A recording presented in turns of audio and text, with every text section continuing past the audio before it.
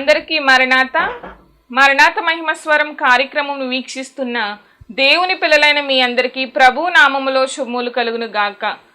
ప్రతిరోజు ఇదే సమయమునకు ఈ కార్యక్రమం వీక్షించి దైవాశీర్వాదములు పొందండి.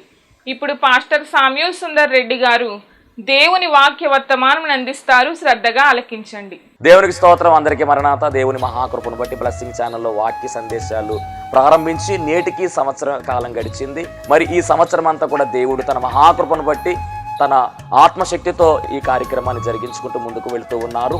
చాలా సంతోషము.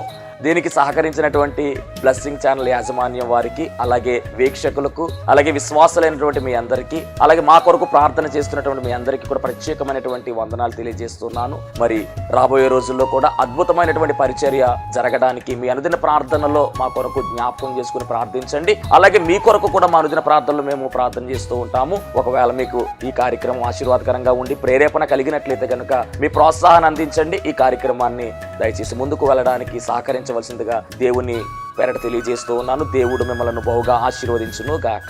ఆమేన్. దేవునికి స్తోత్రం. అందరికీ మరణాత. దేవుడు మనకు అనుగ్రహించిన ఈ ప్రాముఖ్యమైన సమయంలో దేవుని వాక్యాన్ని ధ్యానించుకుందాము. ముందుగా పరిశుద్ధ గ్రంథము నుండి వాక్య భాగాన్ని చదువుకుందాము. మొదటి సమూయేలు గ్రంథము 25వ అధ్యాయము 3వ వచనాన్ని చదువుకుందాం. మొదటి సమూయేలు గ్రంథము 25వ అధ్యాయము 3వ వచనము. అతని పేరు నాబాలు, అతని భార్య పేరు అబీగయీలు. ఈ స్త్రీ సుబుద్ధి గలదై రూపసి అయి ఉండెను. అయితే చర్యలను బట్టి చూడగా నాబాలు మోటువాడును దుర్మార్గుడునై ఉండెను. అతడు కాలేబు సంతతి వాడు. చిన్న ప్రార్థన చేసుకుందాము. మహాపరిశుద్ధుడా, మహిమ గల దేవా, ప్రేమస్వరూపి, దయగల యేసు క్రీస్తు ప్రభువా, నీ ఘనమైన నామానికి వందనాలు, స్తోత్రాలు, స్తుతులు చెల్లించుకొనుచున్నాము. అద్భుతాశ్చర్య కార్యములు జరిగించువాడవు నీవే, మహిమ కార్యములు జరిగించువాడవు నీవే. దేవా, ఈ ప్రాముఖ్యమైన సమయములో నీ బిడ్డలు తండ్రి నీ వాక్యాన్ని వినాలని ఆశపడుచు ఉండగా వారి జీవితములో తండ్రి అద్భుతాశ్చర్య కార్యములను జరిగించమని అడుగుచూ ఉన్నాము. ఏ మాటలైతే ప్రభువా నీ బిడ్డలకు అవసరమై ఉన్నావో ఆ నీ మాటలను తండ్రి నీ బిడ్డలకు మీరే అందించండి. నాయనా, మీరే మాతో స్వయముగా మాట్లాడండి స్వామి. మీకు వందనాలు. ఈ ప్రాముఖ్యమైన సమయములో నన్ను మరుగు చేయండి తండ్రి. కేవలము నీ నోటి బోరగా మాత్రమే నన్ను వాడుకోమని, నీ బిడ్డలతో నాతో మీరే మాట్లాడి మహిమ పొందుకోమని మంచి బోధకుడుగా ఉన్న యేసుక్రీస్తు వారి నామములో అడిగి వేడుకొనుచున్నాము పరమ తండ్రి. ఆమెన్. దేవనామమున మీ ఎల్లరికూ శుభములు కలుగునుగాక. ఆమెన్. మరి ఒక పర్యాయము దేవుని వాక్యాన్ని అందించడానికి దేవుడు ఎంతగానో కృప చూపించి సమయాన్ని దానముగా ఇచ్చాడు. దేవునికి సమస్త మహిమ ఘనత కీర్తి ప్రభావములు కలుగునుగాక. ఆమెన్. అందరూ బాగున్నారా? మరి ఈ ప్రశస్తమైనటువంటి సమయంలో వాక్యం వినడానికి సిద్ధముగా ఉన్నటువంటి మనందరితో కూడా ఆ దేవుడు ఖచ్చితంగా మాట్లాడడానికి ఆయన సిద్ధముగా ఉన్నాడు. చదవబడినటువంటి వాక్య భాగము పరిశీలన చేసినట్లయితే అద్భుతమైనటువంటి వృత్తాంతము ఈ మొదటి సమూయేలు గ్రంథము 25వ అధ్యాయములో దేవుడు మనందరి కొరకు వ్రాయించారు. ఈ వృత్తాంతాన్ని మనం పరిశీలన చేస్తే గనుక ఈ వృత్తాంతములో అనగా ఈ అధ్యాయములో అద్భుతమైనటువంటి 3 క్యారెక్టర్స్ మనకు కనబడతాయి. 3 వ్యక్తుల యొక్క వ్యక్తిత్వాలు మనకు కనబడతాయి. ఈ వ్యక్తిత్వాలలోంచి మనము నేర్చుకోవాల్సిన పాఠాన్ని ఈరోజు మనము నేర్చుకోవాల్సిన వారమై ఉన్నాము. దేవునికి స్తోత్రం. ఇక్కడ ప్రధానముగా పరిశీలన చేసినట్లయితే ఒక స్త్రీ గురించి మనం ఈరోజు అధికముగా ధ్యానం చేస్తాం. ఆమె ఎవరు అంటే, ఈ స్త్రీ సుబుద్ధి గలదై రూపసి అయి ఉండెను. సుబుద్ధి కలిగినటువంటి స్త్రీ, అలాగే రూపసి అయినటువంటి స్త్రీ. ఈమె ఎవరు అంటే నాబాలు అనేటటువంటి వ్యక్తి యొక్క భార్య. ఈమె పేరు అబీగయీలు అని రాయబడింది పరిశుద్ధ గ్రంథములో. దేవునికి మహిమ కలుగునుగాక. బైబిల్ గ్రంథములో గమనించినట్లయితే గనక అబీగయీలు అనేటటువంటి పేరు కలిగిన వారు 2 మాత్రమే ఉన్నారు. ఇప్పుడు మనం మాట్లాడుకుంటున్నటువంటి ఈ అబీగయీలు నాబాలు యొక్క భార్య. ఈమె గురించి ఎక్కడ మొదలైంది ప్రస్తావన అంటే కనుక మొదటి సమూయేలు గ్రంథము 25వ అధ్యాయములో ప్రస్తావన మొదలైంది. నాబాలు భార్యగా ఈమె మనకు కనబడుతూ ఉంది. తరువాత మనం గమనించినట్లయితే మరొక అబీగయీలు ఎవరు అంటే, దావీదుకు 2 సహోదరులు ఉన్నారు. ఆ సహోదరులలో మరి ఒక ఆమె పేరు, అంటే సహోదరులు ఉన్నారు, సిస్టర్స్. వారిలో ఒక ఆమె పేరు ఎవరు అంటే గనక అబీగయీలు. గమనించాలి. ఇక్కడ ఈ అబీగయీలు గురించి ఎక్కడ రాయబడింది అంటే కనుక దావీదు యొక్క సిస్టర్ గురించి లేదా సహోదరి గురించి ఎక్కడ రాయబడింది అంటే మొదటి దినవృత్తాంతాల గ్రంథము 2వ అధ్యాయం 16వ వచనములో రాయబడింది. అంటే పరిశుద్ధ గ్రంథములో 2 అబీగయీలు ఉన్నారన్న విషయాన్ని మీకు ముందుగానే తెలియజేశాను. ఇక్కడ నాబాలు భార్యగా పిలువబడుతున్నటువంటి ఈ అబీగయీల్లో ఉన్నటువంటి లక్షణాలు ఈరోజు మనం నేర్చుకోవాల్సిన వారమై ఉన్నాము. అద్భుతమైనటువంటి ఉన్నతమైనటువంటి స్థాయి కలిగినటువంటి స్త్రీ అని ముందుగానే తెలియజేస్తూ ఉన్నాను. అబీగయీలు అనేటువంటి మాటకు అర్థము ఏమిటి అని మనం ఆలోచన చేస్తే ఆనందమునకు కారణము అని అర్థము. అలాగే రెండవదిగా మనం పరిశీలన చేస్తే సంతోషాస్పదము అనేటటువంటి అర్థము కూడా ఈ అబీగయీలు అనే మాటకు మనం చూడవచ్చు. అంటే అబీగయీలు అనేటటువంటి పేరులో సంతోషము కనబడుతూ ఉంది. అబీగయీలు అనే పేరులో ఆనందకరమైనదిగా కనబడుతూ ఉంది. అంటే ఆనందానికి నిలయముగా, సంతోషానికి ఆస్పదముగా ఈమె కనబడుతూ ఉంది. ఈ పదము అబీగయీలు అనే పదము ఎబ్రీ పదానికి చెందినటువంటి పదముగా మనం చూడొచ్చు. ఎబ్రీ భాషకు చెందినటువంటి పదం ఈ యొక్క అబీగయీలు. దీన్ని 2 పదాల యొక్క కలయిక. ఒకటి అబీగయీలు మనం గమనిస్తే అబ్, అలాగే గయీల్. అబ్ అంటే అర్థం ఏమిటంటే తండ్రి అని అర్థము. అబ్ అంటే తండ్రి. అలాగే గయీల్ అనేటువంటి మాటకు అర్థం ఏమిటంటే సంతోషించడము అని అర్థము. అంటే ఒక రకంగా చెప్పాలంటే నా తండ్రి సంతోషించడానికి లేదా ఆనందించడానికి అనేటటువంటి అర్థము కూడా ఈ పేరుకు ఉంది. The Joy of my father అనేటటువంటి అర్థము కనబడుతూ ఉంది. నా తండ్రి సంతోషించడానికి లేదా నా తండ్రి ఆనందించడానికి అనే పేరు కలిగినటువంటి స్త్రీ ఈ అబీగయీలు. ఈరోజు గమనించినట్లయితే ఈమె జీవితాన్ని మనం పరిశీలన చేస్తే ఈమె జీవితం అంతా కూడా అద్భుతముగా ఉంది. అవును, ఈమె జీవితాన్ని కనుక మనం అధ్యయనం చేయగలిగితే ఒక సంతోషకరమైనటువంటి వర్తమానము లేదా ఒక సంతోషించేటటువంటి ఒక సూచనతో కూడినటువంటి జీవితము ఈమెది. మనము ఏ విధముగా జీవించాలో, మనము ఏ విధముగా ముందుకు సాగాలో, భక్తిలో ఉన్నటువంటి మనము, క్రైస్తవ్యములో ఉన్నటువంటి మనము, క్రీస్తును కలిగినటువంటి వారమైన మనము, క్రీస్తు మార్గములో ఉన్నటువంటి మనము ఏ విధముగా ప్రవర్తించాలో అద్భుతముగా తెలియజేస్తున్నటువంటి క్యారెక్టరే ఈ అబీగయీలు. తండ్రి సంతోషానికి కారణము, నా తండ్రి సంతోషించడానికి అనే అర్థము ఈ అబీగయీల్లో ఉంది. అంటే పేరులోనే ఆమె చరిత్ర అంతా కనబడతా ఉంది. మరి ఇలాంటి స్త్రీ గురించి, నాబాలు యొక్క భార్యగా పిలువబడినటువంటి ఈ అబీగయీలు గురించి ఈరోజు మనము నేర్చుకుంటాం. ఒక అద్భుతమైనటువంటి వ్యక్తిత్వము, ఒక అద్భుతమైనటువంటి మంచితనము, ఒక అద్భుతమైనటువంటి గొప్ప ప్రేమ, గొప్ప జ్ఞానము, మంచి సాక్ష్యము, ఇవన్నీ కలగలిపి ఉన్నటువంటి స్త్రీయే ఈ అబీగయీలు. ఎంత అద్భుతమైనటువంటి మాట. ఈమె గురించి రాయబడినటువంటి వాక్యం, మూలవాక్యం మనం చదువుకున్నాం. మొదటి సమూయేలు గ్రంథం 25:3 రాయబడినటువంటి మూలవచనము, ఈ స్త్రీ సుబుద్ధి గలదై రూపసి అయి ఉండెను అని రాయబడింది. మూలవచనం అద్భుతమైనటువంటి వచనం. ఈ స్త్రీ సుబుద్ధి గలదై రూపసి అయి ఉండెను. బుద్ధి విషయంలో మంచి బుద్ధి కలిగినటువంటి స్త్రీగా ఈమె కనబడుతూ ఉంది. మరి ఈమె భర్త నాబాలు గురించి కూడా ఒక్కసారి మనం ఆలోచన చేద్దాం. నాబాలు ఎవరు అంటే కనుక, నాబాలు అనేటటువంటి పేరుకి అర్థాన్ని మనం గమనించినట్లయితే మోటువాడు అనేటటువంటి అర్థము కనబడుతూ ఉంది. మరొక అర్థము అవివేకి అని కనబడుతూ ఉంది. వివేకము లేనివాడు, వివేక శూన్యుడుగా ఈ యొక్క నాబాలు కనబడుతూ ఉన్నాడు. అంత మాత్రమే కాదండి, నాబాలు గురించి పరిశుద్ధ గ్రంథమైన బైబిల్ గ్రంథములో అద్భుతమైనటువంటి మాట చదువుకుందాం. 25వ అధ్యాయము, మొదటి సమూయేలు గ్రంథం 25వ అధ్యాయము 2వ వచనం చదువుదాం. కర్మేలులోని మాయోను నందు ఆస్తి గలవాడొకడు కాపురం ఉండెను. అతడు బహు భాగ్యవంతుడు. అతనికి 3000 గొర్రెలను 1000 మేకలను ఉండెను. ఎవరు ఇతను అంటే కనుక నాబాలు. ఈ నాబాలు బహు ఆస్తి గలవాడు, బహు భాగ్యవంతుడు.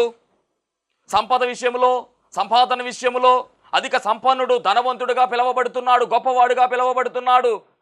అన్నీ బాగానే ఉన్నాయి. కానీ మోటువాడు, వివేకం లేనటువంటి అవివేకిగా కనబడుతూ ఉన్నాడు.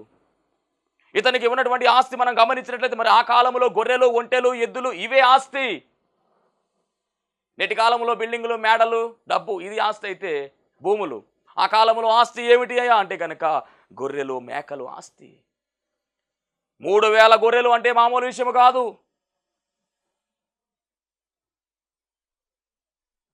1000 మేకలు.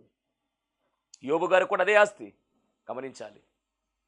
7000 గొర్రెలు, 3000 ఒంటెలు కలిగినటువంటి ఆస్తి, 500 జతల ఎడ్లు కలిగినటువంటి ఆస్తి మరి యోబు గారికి ఉంది. ఆ దేశంలో యోబు గొప్పవాడుగా కనబడ్డాడు. అలాగే ఇక్కడ మనం గమనించినట్లయితే ఈ కర్మేలు ప్రాంతంలో, ఈ కర్మేలు అనేటటువంటి ఆ యొక్క పర్వతము దగ్గర, ఆ కొండ ప్రాంతంలో మరి ధనికుడుగా ఈయన కనబడుతూ ఉన్నాడు. 3000 గొర్రెలు ఉన్నాయి, 1000 మేకలు ఉన్నాయి, ఆస్తి ఉంది. అంత మాత్రమే కాదు, గమనించాలి. ఈయన గురించి మనం ఆలోచన చేస్తే కనుక కర్మేలు అనేటటువంటి ఆ యొక్క ప్రాంతములో మాయోను నందు నివసిస్తూ ఉన్నాడు. కర్మేలు అనేటటువంటి ఆ ప్రాంతము గురించి మనం పరిశీలన చేస్తే కర్మేలు అనేటటువంటి మాటకు అర్థం ఏమిటంటే తోట, వనము, ఫలవంతమైనటువంటి భూమి అని అర్థము. అంటే కర్మేలు అంటే ఫలభరితమైనటువంటి భూమి అనేటటువంటి అర్థాన్ని చూపిస్తూ ఉంది. చాలా అర్థాలు ఉన్నాయి పర్యాయ పదాలుగా, కానీ ఫలవంతమైనటువంటి భూమి అనేటటువంటి మాట మనం గమనించాలి. ఇది కనాను దేశములో మధ్యధరా సముద్ర తీరమున ఉన్న ఒక కొండ ప్రాంతము, ఒక ఎత్తైనటువంటి కొండ ప్రాంతమే కర్మేలు అనేటటువంటి పర్వతము. ఏలియా జ్ఞాపకం రావాలి. కర్మేలు పర్వతం అనగానే మన అందరికీ కూడా ఎవరి జ్ఞాపకం రావాలంటే ఏలియా జ్ఞాపకం రావాలి. రోషము కలిగినటువంటి ప్రవక్త, అగ్ని వంటి ప్రవక్త, దేవుని కొరకు రోషముగా పనిచేసినటువంటి గొప్ప దైవజనుడు ఏలియా. ఆయన కర్మేలు అనుభవం కలిగినటువంటి వాడు, కర్మేలు పర్వతం మీద ప్రార్థించినటువంటి అనుభవం కలిగినటువంటి వాడు ఏలియా. గొప్ప దైవజనుడు, గొప్ప పరిచర్య చేసినటువంటి వాడుగా కనబడుతూ ఉన్నాడు. ఆయన వెళ్ళినటువంటి ప్రాంతం అది. అందుకనే ఫలభరితమైనటువంటి భూమి అనేటటువంటి అనుభవము కలిగిన కర్మేలు దగ్గర ఈ నాబాలు నివాసం చేస్తూ ఉన్నాడు. ఆస్తిపరంగా బాగానే ఉన్నాడు, సంపాదన పరంగా బాగానే ఉన్నాడు. అయినప్పటికీ నాబాలు ఎలా ఉన్నాడు అంటే వివేకహీనుడుగా ఉన్నాడు, అవివేకిగా ఉన్నాడు, మోటువాడుగా ఉన్నాడు. చర్యలను బట్టి చూసినట్లయితే కనుక 25వ అధ్యాయము 3వ వచనం, మొదటి సమూయేలు గ్రంథం 25:3లో మనం పరిశీలన చేస్తే, అయితే చర్యలను బట్టి చూడగా నాబాలు మోటువాడును దుర్మార్గుడై ఉండెను. ప్రదేశం బాగానే ఉంది, సంపాదన బాగానే ఉంది, ఆస్తి బాగానే ఉంది, కానీ ఒక దుర్మార్గుడుగా కనబడుతూ ఉన్నాడు, మోటువాడుగా కనబడుతూ ఉన్నాడు. కానీ గమనించాలి, ఈమె భార్య ఎలా ఉందంటే సుబుద్ధి కలిగినటువంటి స్త్రీగా ఉంది. ఒక రకంగా చెప్పాలంటే నాబాలుకు అతని భార్యకు ఎక్కడా కూడా మ్యాచింగ్ లేదు. మనం గమనించినట్లయితే కనుక భూమికి ఆకాశానికి ఉన్నంత వ్యత్యాసం ఉంది వారిద్దరికీ కూడా. కానీ వారిద్దరూ కూడా భార్యాభర్తలుగా మరి వివాహం చేసుకోవడం జరిగింది. ఈమెమో సుబుద్ధి కలిగినటువంటి ఆమె, రూపసి అయినటువంటి ఆమె. ఈ నాబాలేమో ఆస్తి కలిగిన వాడే, మంచి ప్రదేశంలో కాపురం ఉన్నాడు, కానీ బుద్ధి విషయంలో సరైనటువంటి వాడు కాదు. మోటువాడుగా, మొరటోడుగా, దుర్మార్గుడుగా కనబడుతూ ఉన్నాడు. ఎంతుంటే ఏమి లాభం? మంచితనం లేదే. ఆమె మంచి ఆమె, సుబుద్ధి కలిగినటువంటి స్త్రీ అబీగయీలు. ఇలాంటి భర్తతో ఎలా ఏగుతుందో మరి గమనించాలి. నేటి కాలములో భార్యాభర్తలు ఎలా ఉంటూ ఉన్నారో పరిశీలన చేసినట్లయితే చిన్న గొడవ వస్తే విడిపోతూ ఉన్నారు, చిన్న గొడవ వస్తే విడాకుల దాకా వెళ్ళిపోతూ ఉన్నారు, కోర్టులను ఆశ్రయిస్తూ ఉన్నారు. కానీ ఆ కాలములో గమనించండి, మోటువాడుగా మొరటవాడుగా ఉన్నప్పటికీ సుబుద్ధి కలిగినటువంటి ఈ స్త్రీ నాబాలుతో ఏ విధముగా ముందుకు సాగిందో మనం ముందుకు వెళుతూ ఉంటే ఆశ్చర్యం కలుగుతుంది. ఇలాంటి ఉత్తమమైనటువంటి ఇల్లాలు నేటి కాలంలో ఉండాలి. ఖచ్చితముగా ఉన్నారు చాలామంది. ఓర్పులో, సహనములో, ప్రేమలో ఎక్కడా తగ్గకుండా తన భర్తను ప్రేమించడములో, తన భర్త ప్రేమించినా ప్రేమించకపోయినా తన భర్తను ప్రేమించడములో ఎక్కడా కూడా రాజీ పడకుండా తన భర్తకు లోబడి జీవించడంలో ఎక్కడా కూడా రాజీ పడకుండా ముందుకు సాగినటువంటి ఒక వీర వనిత ఎవరు అంటే ఈ అబీగయీలు. ఈ పేరులోనే ఉంది నిజంగా అద్భుతమైనటువంటి మ్యాజిక్. సంతోషానికి నిలయం ఈమె. ఆ పేరు తలుచుకుంటానే ఉంటే సంతోషము, ఆనందము, సంతోషాస్పదమైనటువంటి పేరు, పేరుకు తగినటువంటి తీరు కలిగినటువంటి స్త్రీ. కొంతమంది పేర్లు చాలా బాగుంటాయి, కానీ తీరైతే మరి సరిగ్గా ఉండదు. పేరుకు తగినట్టుగా మనం ఉండవలసిన వారం అయ్యున్న పరిశుద్ధ గ్రంథంలో భక్తుల పేర్లు పెట్టుకుంటే సరిపోదు. వారు చేసినట్టుగా, వారు జీవించినట్టుగా, వారి భక్తి జీవితాన్ని కనుపరుస్తూ ముందుకు సాగితేనే ఆ పేరుకు విలువ ఉంటుంది. లేకపోతే పేరు పెట్టేసుకుని ఆ పేరులా చేయకుండా ఉంటే కనుక ఆ పేరుకు రిపేరే వస్తుంది. దేవునికి మహిమ కలుగును గాక. కాబట్టి ఈరోజు మనం గమనించినట్లయితే కనుక వాక్యపరంగా చూస్తే నాబాలుకు అబీగయీలుకు వ్యక్తిత్వ పరంగా చాలా తేడా ఉంది. మొరటోడుగా, అవివేకిగా, దుర్మార్గుడుగా కనబడుతూ ఉంటే ఈ అబీగయీలైతే చాలా సుబుద్ధి కలిగినటువంటి, రూపసి అయినటువంటి స్త్రీగా ఈమె కనబడుతూ ఉంది. అంటే భూమికి ఆకాశానికి ఉన్నటువంటి వ్యత్యాసం వీరిద్దరికీ ఉంది. గమనించాలి. మరి ఇలాంటి వ్యక్తి ఈ కర్మేల్ అనేటువంటి ప్రాంతంలో ఆయన నివసిస్తూ ఉన్నాడు.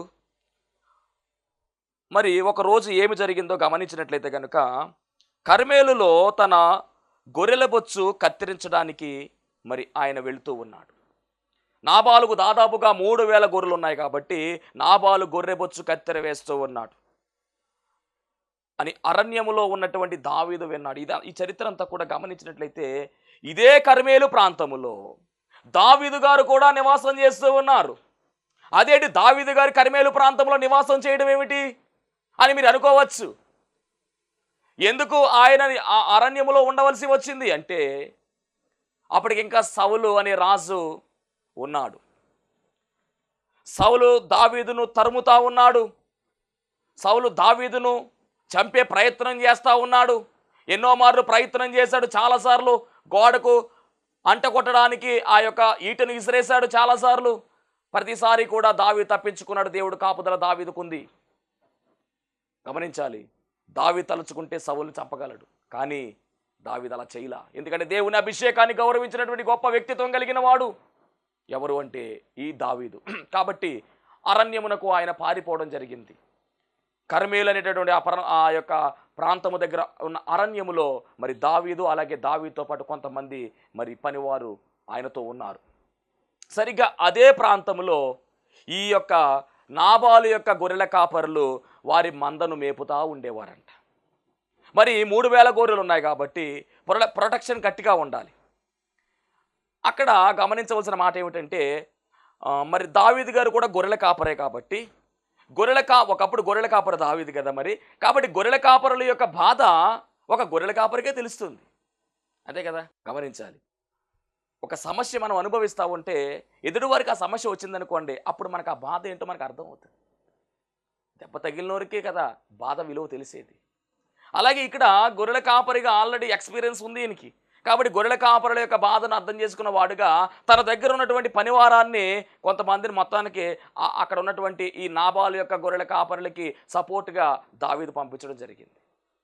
అంటే ప్రమాదం ఏమీ రాకుండా దావీదు యొక్క గొర్రెల కాపరులు, దావీదు యొక్క పనివారు కూడా మరి వారికి సహాయపడినట్టుగా మనకి వచనాల్లో మనం చూడొచ్చు. 25వ అధ్యాయంలో ఈ వచనాలు మనకు కనబడతాయి. దేవునికి మహిమ కలుగును గాక.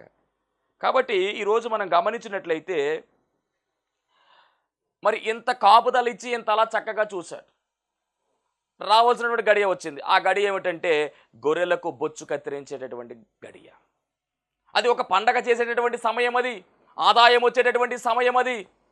కాబట్టి ఈ యొక్క దావీదు గారికి ఆ విషయం తెలిసింది.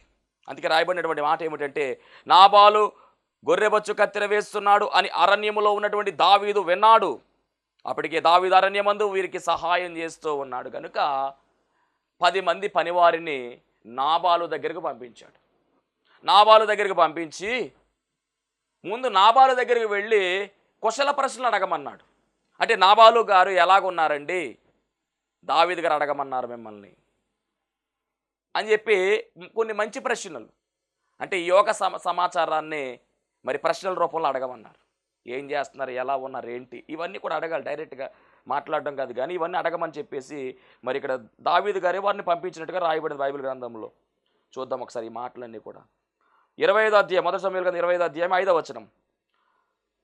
తన పనివారిలో 10 మందిని పిలిచి వారితో ఇట్లనెను, మీరు కర్మేలునకు నాబాలు నొద్దకు పోయి నా పేరు చెప్పి కుశల ప్రశ్నలు అడిగి, అంటే మంచి ప్రశ్నలు, అంటే యోగ సమాచారాన్ని తెలుసుకుని అడగండి.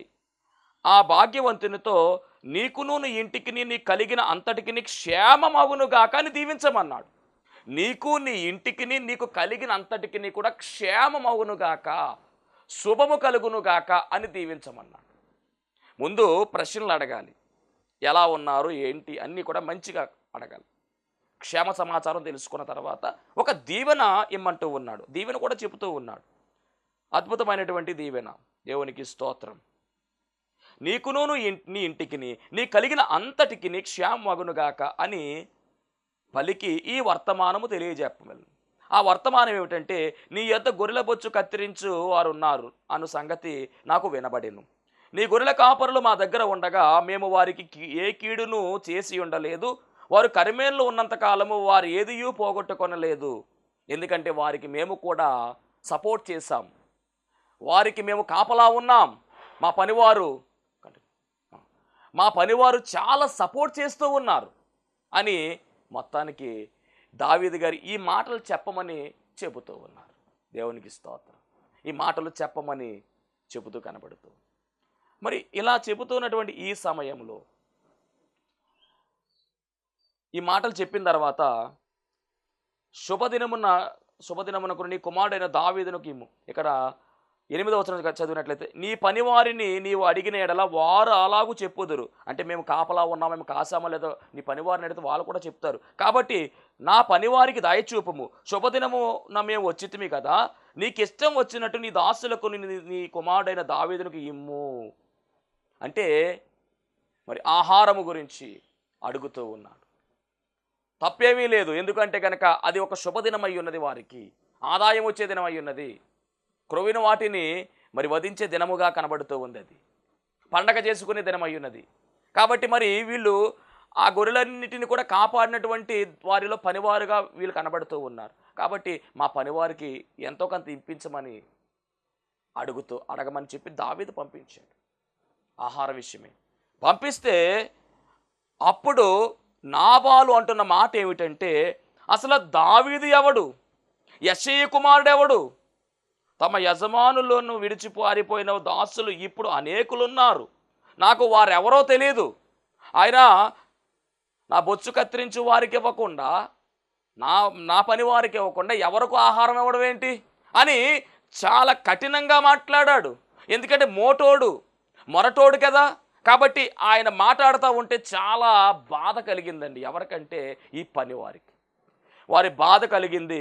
వెంటనే వారు ఏం చేశారంటే 12వ వచనం, దావీదు పనివారు వెనుకకు తిరిగి దోవ పట్టుకుని పోయి అతనికి ఈ మాటలన్నీ తెలియజేసిరి.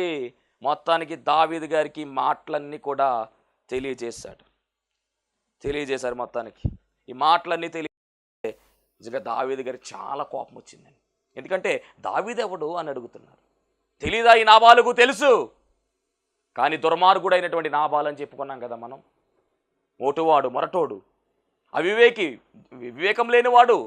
దావీదు ఎలాంటి వాడు గమనించాలి. దావీదు యొక్క స్థాయి ఏమిటో సరిగా అవగాహన లేనివాడుగా ఈ నాబాలు కనబడుతూ ఉన్నాడు.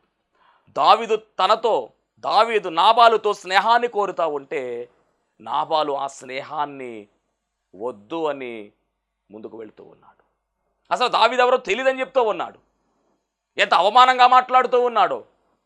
దావీదు మహావీరుడు, మహాశూరుడు. వెంటనే ఈ మాటలన్నీ కూడా దావీదు విని జరిగినటువంటి సంగతి అంతా కూడా మరి విన్నటువంటి దావీదు అంటున్న మాట 13వ వచనం, అంతటా దావీదు వారితో, మీరందరూ మీ కత్తులను ధరించుకొనిగా వారు కత్తులు ధరించుకొనిరి. దావీదు కూడాను కత్తి ఒకటి ధరించుకుని దావీదు వెనుక దాదాపు 400 మంది బయలుదేరగా 200 మంది సామాన్ల దగ్గర నిలిచిరి. మొత్తానికి ప్రయాణం అయిపోయారండి. ఈ ప్రయాణము దేనికంటే నాబాలు యొక్క అంతం చూడవలసిందే. నాబాలును హతమొందించాలి. ఎందుకంటే గర్వంతో మాట్లాడుతూ ఉన్నాడు, అర్థం చేసుకోకుండా మాట్లాడుతూ ఉన్నాడు, నోటికి ఏది పడితే అది మాట్లాడుతూ ఉన్నాడు అనేటటువంటి కోపము దావీదులోకి వచ్చేసింది. చాలా కోపంతో ఉన్నాడు దావీదు, చాలా కోపంతో ఉన్నాడు. బయలుదేరాడండి. ఇలా బయలుదేరినటువంటి ఈ వార్త అబీగయీలుకు, అక్కడ ఉన్నటువంటి ఒక పనివాడు, నాబాలు యొక్క పనివాడులో ఒక పనివాడు దావీదు ఇలా బయలుదేరాడు అనే విషయాన్ని అబీగయీలుకు తెలియజేశాడు. వాడు పరిగెట్టుకుంటా వచ్చి, అమ్మ మీ ఆయన నాబాలు ఈ విధంగా మాట్లాడాడు. దావీదు పనివారు వచ్చారు నాబాలు దగ్గరికి, మీ ఆయన దగ్గరికి. వచ్చినప్పుడు వారు అడిగారు, మాకు ఆహారం ఇవ్వండి, మరి మేము కూడా పని చేశామని అడిగితే, దావీదు ఎవడో, యెషయా కుమారుడు ఎవడని చెప్పేసి మరి తికమక ప్రశ్నలు అడగడం జరిగింది. వారిని అవమానించాడమ్మా. ఆ అవమానించినటువంటి ఆ వ్యక్తులు, మరి అవమానం పొందుకున్న వ్యక్తులు దావీదు దగ్గరికి వెళ్ళి చెప్పారు. అంటే ఇక్కడ అవమానించింది వ్యక్తులను కాదు, దావీదుని అవమానించాడు. కాబట్టి ఇప్పుడు దావీదు తన పనివారంతో బయలుదేరి వస్తా ఉన్నాడు. ఎందుకో తెలుసా? నాబాలును చంపడానికి. అంత మాత్రమే కాదు, నాబాలు వెనక ఉన్న వారందరినీ కూడా చంపడానికి, కుటుంబీకులు నాశనం చేయడానికి దావీదు బయలుదేరి వస్తూ ఉన్నాడు అని మరి అబీగయీలుకి ఈ వార్త పట్టుకుని వచ్చాడని ఒక వ్యక్తి. ఇప్పుడు అబీగయీలు యొక్క పాత్ర మరి ముందుకు వస్తూ ఉంది. మహోన్నతుడు నీకు వందనాలు, స్తోత్రాలు ప్రభు. నీ బిడ్డలను దీవించండి, ఆశీర్వదించండి, ఆరోగ్య శక్తి వల్ల సమృద్ధిగా దయచేసిన కృపలో బలపరచమని అబీగయీలు ఉన్నటువంటి లక్షణాలు ప్రభు నాయన మేము కలగడానికి సహాయము దయచేయండి. ఆ లక్షణాలన్నీ కూడా ప్రభు నాయన మేము కలిగి ముందుకు సాగడానికి, ఎగిరి మేఘమెక్కడానికి కృప చూపించి మహిమ పొందుకోమని యేసు నామములో అడుగుచున్నాము పరమ తండ్రి, ఆమేన్. అందరికీ మరణాత. దేవునికి స్తోత్రం. అందరికీ వందన మరణాత తెలియజేస్తూ ఉన్నాను. మరణాత మహిమస్వరం అనే ఆధ్యాత్మిక కార్యక్రమాన్ని వీక్షిస్తున్న మీ అందరికీ కూడా మరి ఒక పర్యాయము ప్రభు పేర వందన మరణాత తెలియజేస్తూ ఉన్నాను. మరి ఈ కార్యక్రమము ఎంతో ఆశీర్వాదంగా ఉందని, ఈ కార్యక్రమం ద్వారా ఎన్నో మేళ్లు పొందుకున్నామని మరి మీరందరూ కూడా ఫోన్ కాల్ చేస్తూ ఉన్నారు. చాలా సంతోషము. ఎన్నో అద్భుత ఆశ్చర్యకార్యాలు దేవాదేవుడు ఈ కార్యక్రమం ద్వారా జరిగిస్తూ ఉన్నారు. దేవుని నామమునికి మహిమ కలుగునుగాక. మరి మీరు చూస్తున్నటువంటి ఈ యొక్క షెడ్ గురించి గతంలో మీకు చెప్పడం జరిగింది. యజమానుడు మరి దీన్ని బేరం పెట్టారని చెప్పేసి, దీన్ని తీసుకుంటే ఇక్కడ ఆరాధన జరుగుతుంది, లేకపోతే మనం బయటికి వెళ్ళాలనేటువంటి పరిస్థితిని మీకు చెప్పినందుకు చాలామంది మరి సహకరించారు. కొంతమంది మరి అమౌంట్ పంపించడం జరిగింది, అలాగే ప్రార్థన చేయడం జరిగింది. దేవుని మహాకృపను బట్టి పంపించినటువంటి కొంత అమౌంట్ మరి యజమానుడికి కట్టడం జరిగింది. ఇంకా చాలా అమౌంట్ మనము వారికి ఇవ్వాల్సి ఉంది. కనుక మరి ఈ కార్యక్రమాన్ని వీక్షిస్తున్నటువంటి మీకు ఎవరికైనా కనుక ప్రేరేపణ కలిగినట్లయితే కనుక మరి మీ వంతు సహకారాన్ని అందించండి. ఈ దేని సేవకునికి మీ యొక్క సహకారం అందించి ఈ సేవను మరి ముందుకు వెళ్ళేలాగా సహకరించవలసిందిగా ప్రభు పేరు తెలియజేస్తూ ఉన్నాను. మీకు ఎవరికైనా కనుక మరి ప్రేరేపణ కలిగినట్లయితే కనుక స్క్రీన్ మీద కనపడుతున్నటువంటి ఆ నెంబర్కి ఫోన్పే చేయండి, లేదా ఫోన్ చేసినట్లయితే కనుక నేనే స్వయంగా మాట్లాడతాను. మీ సహకారాన్ని అందించండి. ప్రభు పనిలో మీరు కూడా పాలి భాగస్తులు కావాల్సిందిగా ప్రభు పేరు తెలియజేస్తున్నాను. అందరికీ మరణాత.